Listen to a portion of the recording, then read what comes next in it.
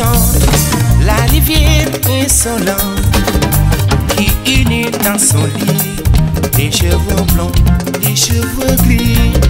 Mi ngi daw moom mi ngi daw lëmbe xolu gone yi yi am juróom-ñaari at ak juróom-ñaar fukki at ak ñaar.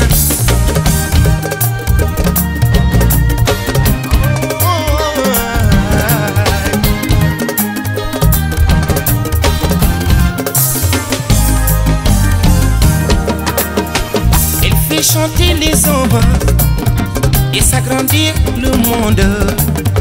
Elle fait parfois souffrir tout le long d'une vie.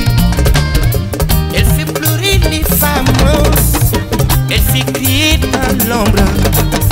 Mais le plus douloureux, c'est quand on en guérit. Mi ngi way moom mi ngi way ndax ku ñàkk kersa gi boole si moom mbëggeel amul ko raw bu ñuul mbaa bu weex.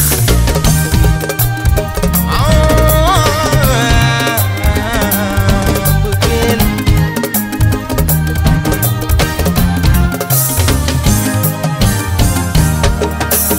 mbëggeel mën na bett élève bi ci bangu l'école jaar si kanam ki kuy jàngal oh xam-xam. Man nga gis kuy dox ci mbedd mi mosuloo koo xam mosuloo koo gis waaye mbëggeel jaxase la nga bëgg ko ci bëggeel. Elle court la maladie d'amour dans le cœur des enfants de 7 à 77 ans.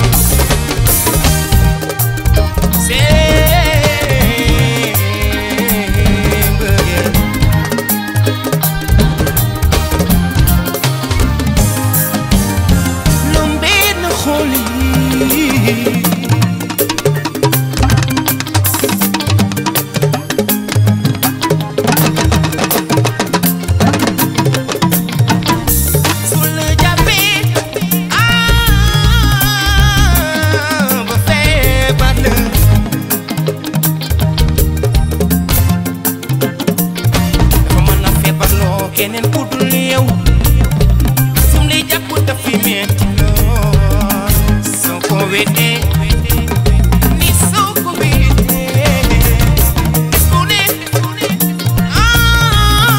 nga gis yow ku mu jooy loo bëggeel